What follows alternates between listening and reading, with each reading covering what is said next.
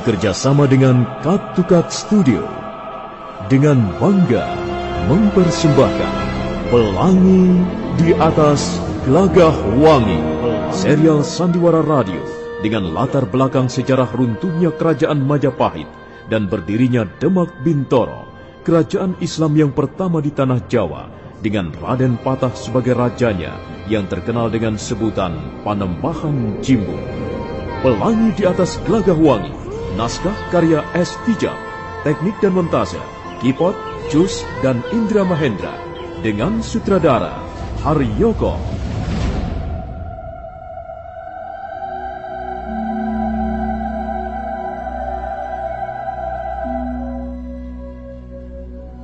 Resi Wiyasa sudah duduk menunggu di serambi pondok bersama dua orang cantrik. Sementara itu, seorang perempuan desa duduk bersimpuh sambil berurai air mata.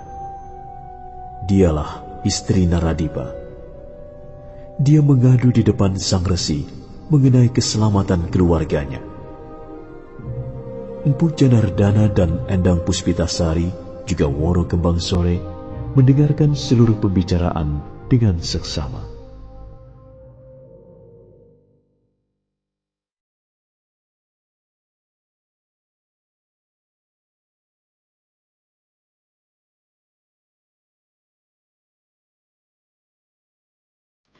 Bapak Resi, saya datang untuk mohon pertolongan dari Bapak Resi. Kami sekeluarga tidak merasa mempunyai dosa apapun. Kami tidak pernah mengganggu orang, Bapak Resi. Tapi mengapa kami justru dibuat cemas, gelisah, sehingga kami tidak bisa tenang beribadah di rumah sendiri? Kamu tahu siapa nama orang-orang yang berbuat ulah itu, Nyai? Saya hanya kenal dua orang saja, Bapak Resi. Namanya Mudra dan Kalpika. Yang lain saya belum kenal, karena saya orang baru di Silabungu. Semula kami tinggal di lain daerah, di kaki Gunung Lamongan. Lalu apa saja yang sudah mereka lakukan terhadap keluargamu? Mereka sering mengancam, Bapak Resi. Saya sudah berkali-kali usul pada Kakang Naradipa agar kami mengalah saja.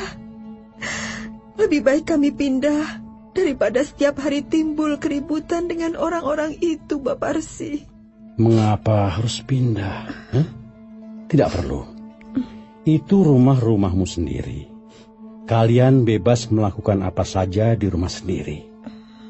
Hak kalian dilindungi oleh undang-undang negara. Siapapun yang mengancam kalian, mengganggu kalian, mengerjakan ibadah sesuai kepercayaan, akan mendapat hukuman yang setimpal. Sekalipun berbeda keyakinan, kita harus mampu hidup dalam suasana tenang, tertib, penuh semangat perdamaian. Bukankah itu suatu sikap yang indah? Iya. Kita tinggal di bumi manusia dan bukan di tengah rimba belantara. Kita hidup sebagai manusia dibekali budi pekerti luhur. Kita bisa membedakan mana yang baik, mana yang buruk. Kita paham apa itu kebajikan dan apa itu kejahatan. Memang kebebasan yang kita terima ada batasnya. Ada pagar-pagarnya. Selama kita tidak menerabas pagar pembatas, maka kita tidak perlu khawatir apa-apa. Artinya, kita hidup di jalan yang lurus sesuai yang kita pilih sendiri dan kita yakini sendiri. Sebenarnya ada persoalan apa, Kakang Wiyasa? Begini, Adi Janardana. Ada seorang warga desa Silabungu di bawah sana memeluk agama baru, Islam. Namanya Naradipa. Nah, ini istrinya. Naradipa dan keluarganya rupanya merasa terganggu selama mengerjakan ibadah sesuai keyakinan mereka. Siapa yang mengganggu? Hanya beberapa gelintir orang, tidak semuanya. Dan aku kenal siapa mereka.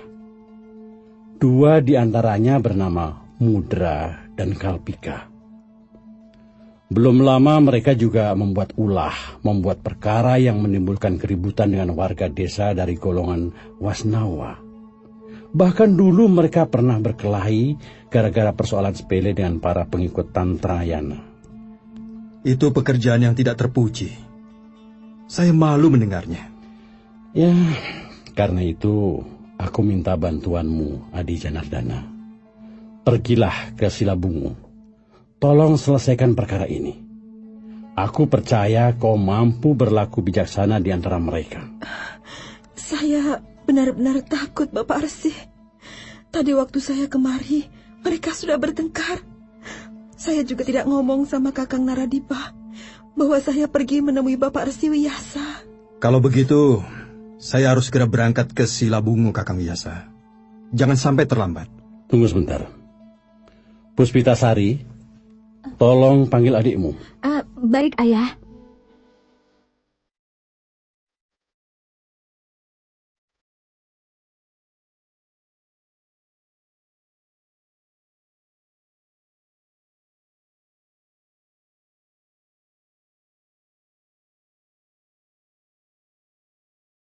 Puspitasari segera masuk ke ruangan dalam. Sementara yang lain menunggu sambil meneruskan pembicaraan mengenai keluarga Naradipa. Istri Naradipa masih nampak murung. Bahkan sesekali dia menyeka air matanya.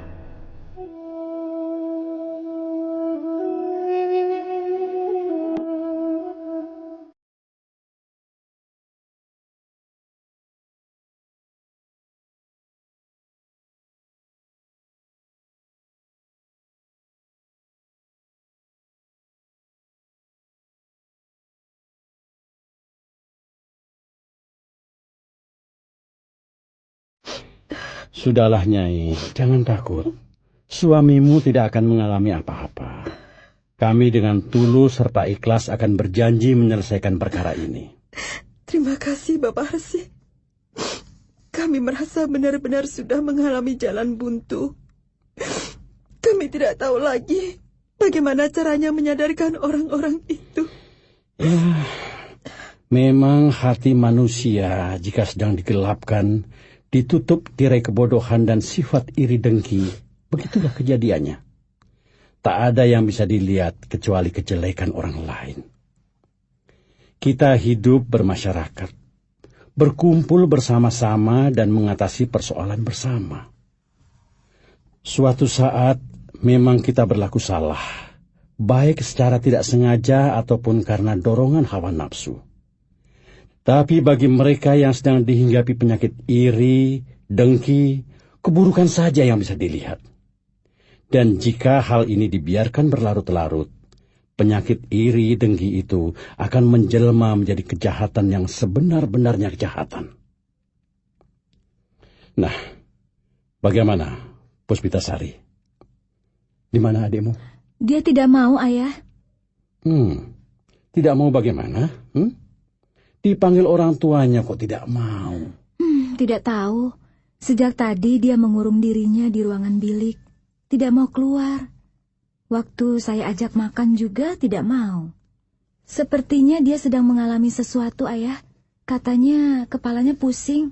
Coba, biarlah aku yang akan membujuknya. Dia memang orangnya susah, Paman. Seringkali masih seperti anak kecil. Kebetulan, aku tahu caranya menghadapi anak kecil. Sebentar, Kakang Wiyasa.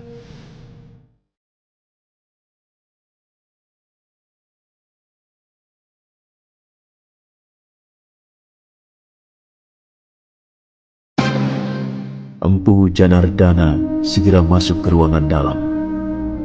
Dia tahu gadis itu kecewa pada saat jatuh dari kuda dan dia tidak berusaha menolongnya.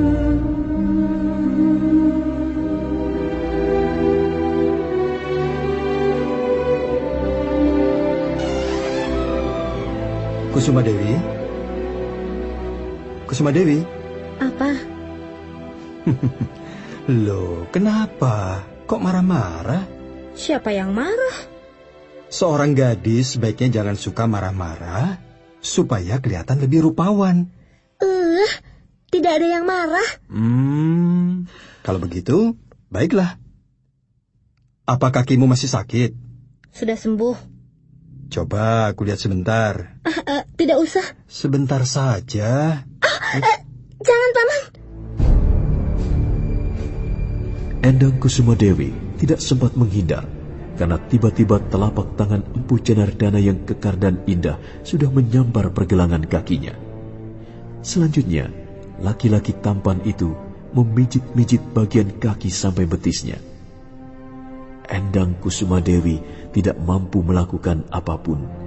Sementara tubuhnya bergetar dengan hebat, darahnya berdesir dan jantungnya berdegup dengan kencang.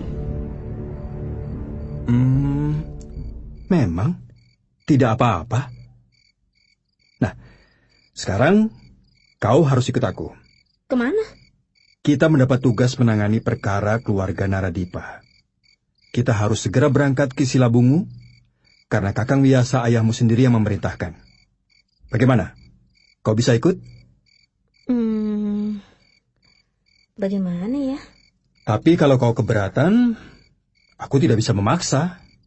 Biarlah aku menanganinya sendiri saja. Paman, sebenarnya ada persoalan apa dengan keluarga Naradipa? Keluarga Naradipa sekarang memeluk agama Islam. Dan ada beberapa orang yang tidak suka. Lalu mereka membuat gara-gara. Kalau begitu, bisa terjadi keributan. Dan Paman pasti akan terlibat. Aku akan berhati-hati. Mudah-mudahan tidak terjadi apa-apa. Mudah-mudahan Kalpika, Mudra, dan teman-temannya bisa mengerti. Nah, terus kamu bagaimana? Mau ikut? Ya, karena ayah yang menyuruh. Baiklah, aku ikut. Sementara itu, di halaman rumah Naradipa sedang terjadi keributan. Mudra, Kalpika, dan teman-temannya yang rupanya tidak puas dan tetap menaruh iri serta dengki kembali datang. Beberapa orang di antara mereka membawa obor.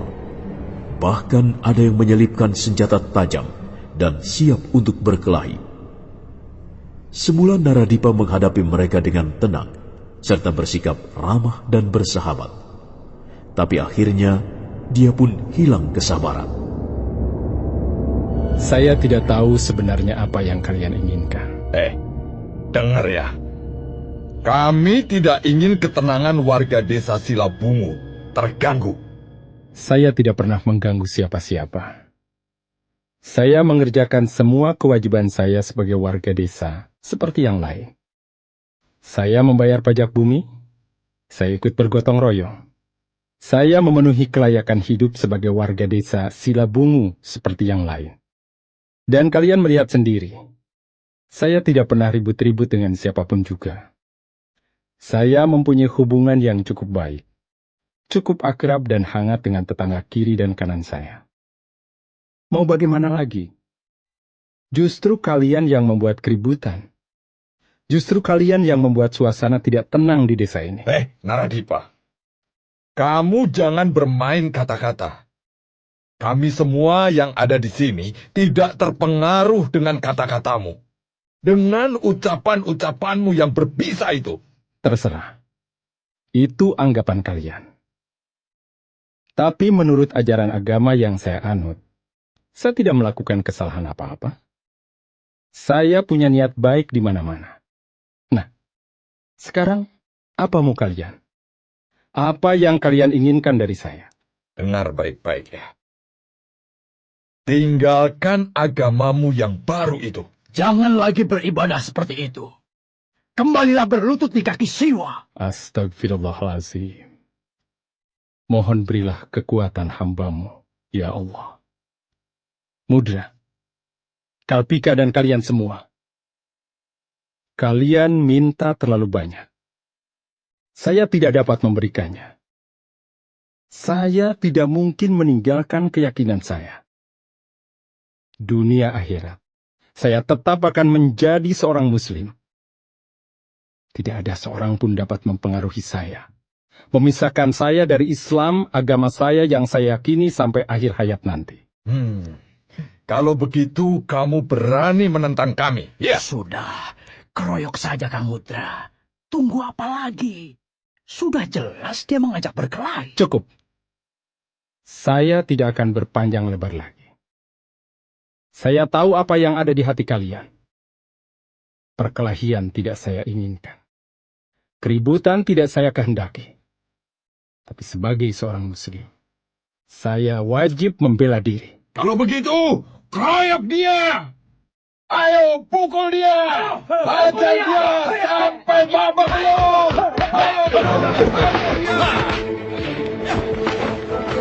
Walaupun mempunyai ilmu bela diri yang cukup, Naradipa tidak mampu keluar dari kepungan para pengeroyoknya. Suatu saat, dia benar-benar terjepit. Sementara itu, Mudra, Kalpika, dan teman-temannya rupanya sudah tidak sabar lagi ingin menganiaya Naradipa. Saat itu, terdengar derap 2 ekor kuda mendekat. Empu Janardana dan Endang Kusumadewi langsung memasuki halaman rumah sambil berteriak lantang.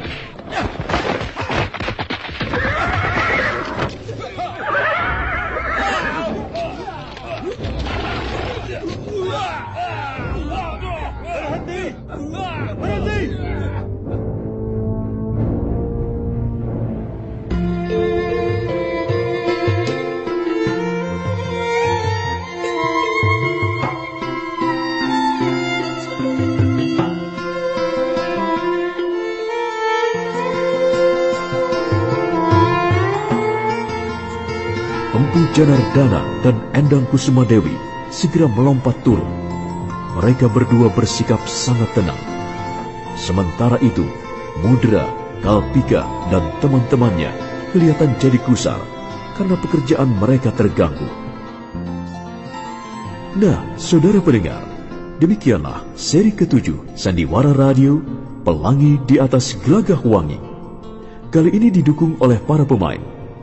Siska Jawa sebagai istri Naradipa, Wit Hendra sebagai Resi Wiyasa, Ferry Fadli sebagai Empu Janardana, Ajeng sebagai Endang Puspitasari, Ai sebagai Endang Kusumadewi, Iwan Dahlan sebagai Naradipa, Hari Laksono sebagai Mudra, Bambang Jiger sebagai Kalpika, dan Asdi Suhastra pembawa cerita. Nah, bagaimana kisah selanjutnya? Apa yang akan terjadi dengan Naradipa setelah dikeroyok beberapa orang? Silakan mengikuti seri berikutnya. Sampai jumpa.